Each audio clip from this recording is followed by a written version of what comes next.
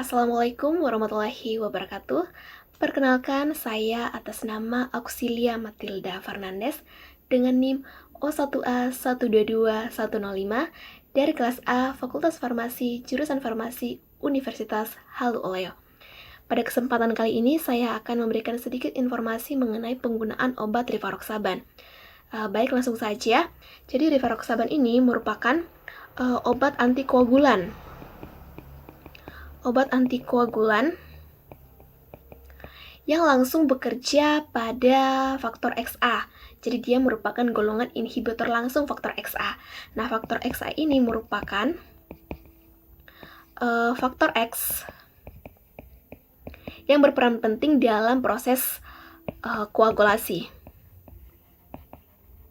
Nah, koagulasi itu sendiri merupakan proses pembekuan darah.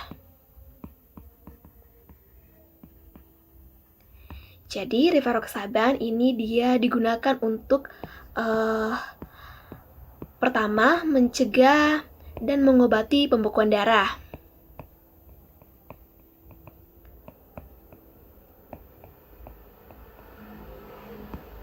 Kemudian yang kedua digunakan untuk mencegah stroke pada pasien dengan fibrilasi atrium non-valvular. Oke, jadi yang kedua untuk mencegah stroke pada pasien dengan fibrilasi atrium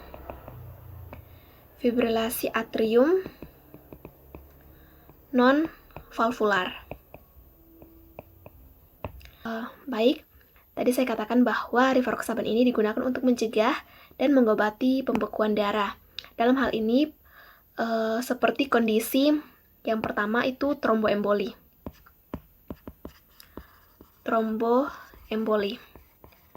Jadi tromboemboli ini dia merupakan penyumbatan pembuluh darah akibat bekuan darah atau trombus yang terbentuk di satu lokasi, kemudian berpindah dan menyumbat pembuluh darah di tempat lain atau emboli. Nah, tromboemboli ini itu dia bisa terjadi di arteri maupun di vena. Nah, misalnya untuk tromboemboli vena terjadi di pembuluh darah vena. Contohnya itu ada trombosis vena dalam atau yang biasa disebut dengan deep vein thrombosis. Baik, saya tuliskan di sini. Contohnya itu adalah ini, deep vein thrombosis atau yang biasa disebut dengan trombosis vena dalam. Trombosis vena dalam. Biasanya ini terjadi di kaki. Nah, jika bekuan ini bergerak ke paru-paru, inilah yang disebut dengan emboli paru, yang bisa berakibat fatal. Kemudian ada yang namanya tromboemboli arteri. Ini terjadi ketika bekuan darah itu dia menyumbat arteri, menyebabkan kondisi serius seperti serangan jantung atau stroke, tergantung pada lokasi penyumbatannya itu dia di mana. Nah, tromboemboli ini tuh dia menyebabkan beberapa gejala seperti nyeri, pembengkakan, dan masalah sirkulasi tentunya karena beberapa hal tadi yang saya sebutkan, yaitu penyumbatan darah di beberapa lokasi itu. Kemudian selain yang saya sebutkan untuk mencegah dan mengobati tromboemboli, obat rivaroxaban ini juga digunakan untuk mencegah stroke pada pasien dengan fibrilasi atrium non-valvular. Nah, fibrilasi atrium non-valvular itu merupakan gangguan irama jantung di mana bilik atas jantung atau atrium itu dia berdetak cepat dan tidak teratur. Pada kondisi non-valvular, fibrilasi atrium ini terjadi tanpa adanya kelainan atau penyakit katup jantung seperti stenosis mitral atau katup jantung buatan. Nah, pada fibrilasi atrium ini, impuls listrik yang mengatur detak jantung itu dia menjadi kacau, menjadi tidak teratur, sehingga menyebabkan detak jantung yang tidak teratur.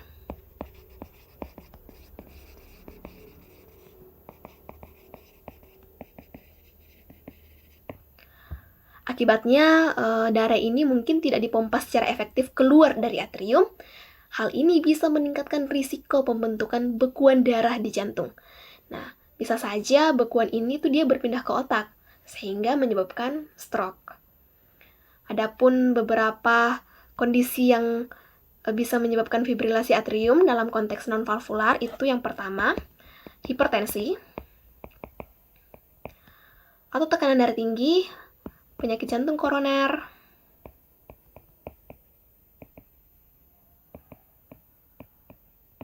diabetes.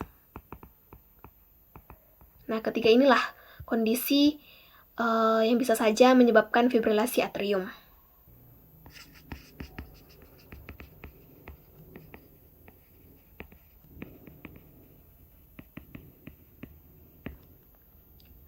Rivaroxaban ini dia bekerja dengan menghambat aktivitas faktor XA dalam jalur koagulasi darah.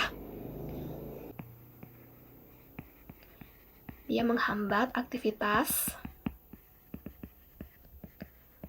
faktor XA dalam jalur koagulasi. Jadi faktor XA ini sendiri dia berperan dalam konversi protrombin menjadi trombin. Protrombin menjadi trombin, yang pada gilirannya itu dia berperan dalam pembentukan fibrin.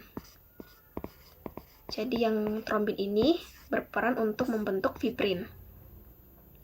Nah, fibrin ini adalah komponen utama dalam proses pembekuan darah.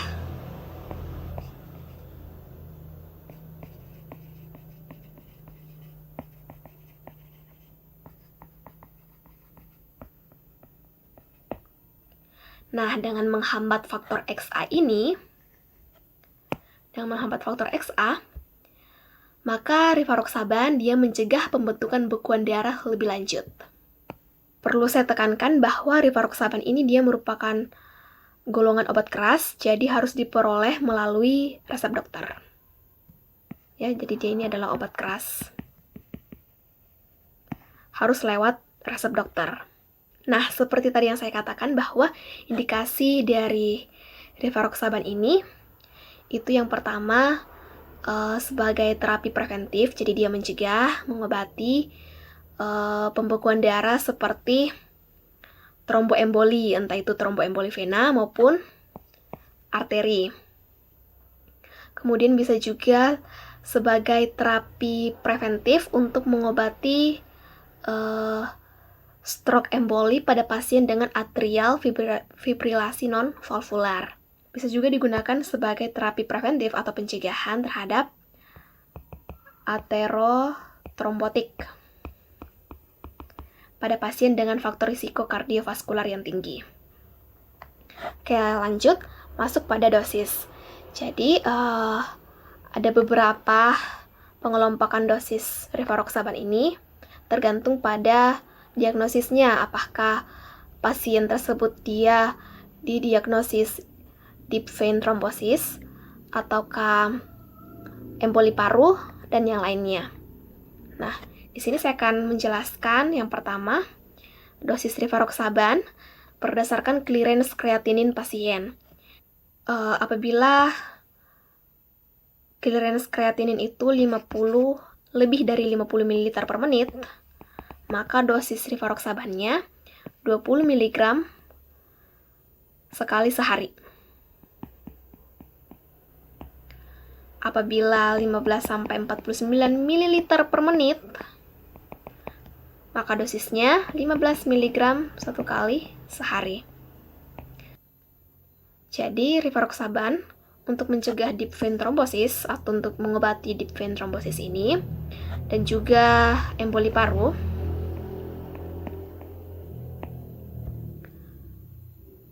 dosisnya itu adalah 20 mg sekali sehari.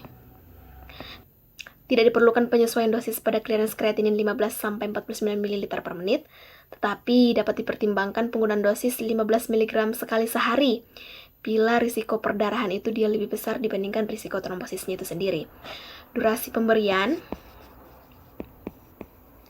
minimal 3 bulan. Minimal 3 bulan. Dapat diperpanjang selama risiko kejadian trombosisnya lebih besar dibandingkan risiko perdarahan. Kemudian, dosis untuk kejadian aterotrombosis pada pasien dengan faktor risiko kardiovaskular yang sangat tinggi. Nah, rivaroxaban ini dia dapat digunakan sebagai terapi prevensi atau untuk mencegah kejadian aterotrombotik terutama pada pasien dengan faktor risiko kardiovaskular yang tinggi, yakni pada pasien riwayat sindrom koroner akut dan peningkatan biomarker jantung. Dosisnya adalah 2,5 mg 2 kali sehari, biasanya dikombinasikan dengan aspirin.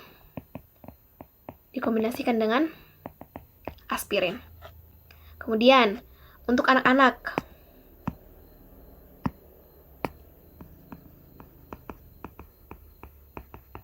jadi penelitian dari Einstein GR itu merupakan salah satu penelitian terbesar terkait penggunaan rivaroxaban pada anak-anak di bawah usia 17 tahun, di mana mereka mengatakan bahwa kejadian trombolipena itu memang lebih sering terjadi pada orang dewasa. Sedangkan pada anak-anak, jumlah kejadiannya itu sekitar 58 kasus setiap 10.000 pasien yang dirawat inap di Amerika. Nah, antikoagulan oral sebelumnya itu pernah digunakan karena penelitiannya masih terbatas, dan berdasarkan studi dari Einstein GR ini, rivaroxaban terbukti aman digunakan pada anak-anak berusia di bawah 17 tahun dan dapat menjadi terapi alternatif dengan penyesuaian dosis setara dengan dosis dewasa 20 mg. Untuk anak-anak sendiri, rivaroxabannya ini diberikan dalam bentuk suspensi, diberikan sebanyak sekali sehari, sekali sehari. Untuk berat badan anak lebih dari sama dengan 30 kg. Kemudian 2 kali sehari. Untuk anak-anak dengan berat badan 12 sampai kurang dari 30 kg. Dan 3 kali sehari. Untuk berat badan kurang dari 12 kg. Baik, ini merupakan regimen dosis untuk anak-anak sesuai dengan berat badannya. Dapat lihat pada tabel berikut. Bentuk sediaan dari rivaroxaban.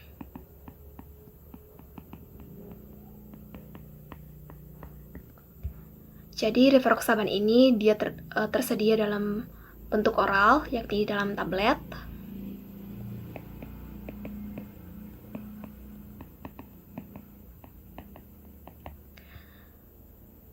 Dosisnya ada berbagai macam, yakni 2,5 mg, 10 mg, 15 mg, dan 20 mg. Jadi tadi saya katakan bahwa sebaiknya anak-anak ini diberikan rivaroxaban dalam bentuk suspensi. Jadi rivaroxaban diformulasi dalam bentuk suspensi khusus untuk anak-anak untuk mencegah indikasi-indikasi seperti tadi, yakni tromboemboli, entah itu tromboemboli vena maupun arteri. Kemudian cara mengonsumsinya, jadi rivaroxaban untuk dosis 10 mg. Dosis 10 mg itu dapat dikonsumsi bersama atau tanpa makanan. Kemudian dosis 15 dan 20 mg itu sebaiknya dikonsumsi bersamaan dengan makanan. Nah, untuk penggunaan rivaroxaban pada pasien dengan atrial fibrilasi non-valvular, itu sebaiknya diminum bersama makan malam. Nah, cara penyimpanannya, obat rivaroxaban ini, terutama yang dalam bentuk tablet, itu disimpan pada suhu ruangan atau pada suhu 25 derajat Celcius Suhu 15-30 derajat ini masih diperbolehkan, tetapi penyimpanan pada suhu yang terlalu panas dan lembab juga ini tidak dianjurkan. Kemudian masuk pada efek samping dan interaksi obat. Nah, efek samping utama dari rivaroxaban ini adalah peningkatan risiko perdarahan seperti epistaksis, perdarahan gingiva, perdarahan genitourinaria. Penggunaan jangka panjang ini bisa menimbulkan anemia. Nah, efek samping rivaroxaban ini perlu diwaspadai karena tadi efek sampingnya adalah perdarahan, di mana interaksi obat dengan inhibitor kuat CYP3A4 dapat meningkatkan risiko ini. Jadi interaksi obat ini, rivaroxaban terutama dia berinteraksi dengan inhibitor CYP3A4, di mana interaksinya dengan inhibitor ini dapat meningkatkan risiko perdarahan.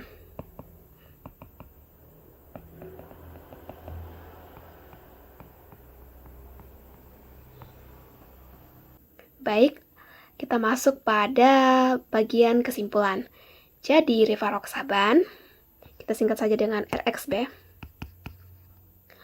Rivaroxaban yang merupakan obat antikoagulan, dia ini adalah derivat dari oxazolidinone, di mana dia bekerja secara langsung terhadap faktor XA.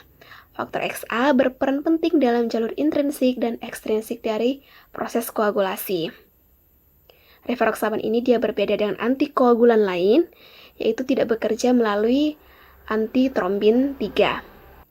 Rivaroxaban ini merupakan obat keras, harus diperoleh melalui resep dokter, dan digunakan untuk mencegah dan mengobati berbagai kondisi yang melibatkan pembentukan bekuan darah, seperti tromboemboli vena maupun arteri, trombosis vena dalam, deep vein thrombosis, emboli paru, serta mencegah stroke pada pasien dengan fibrilasi atrium nonvalvular. Rivaroxaban tersedia dalam bentuk tablet oral dengan berbagai dosis.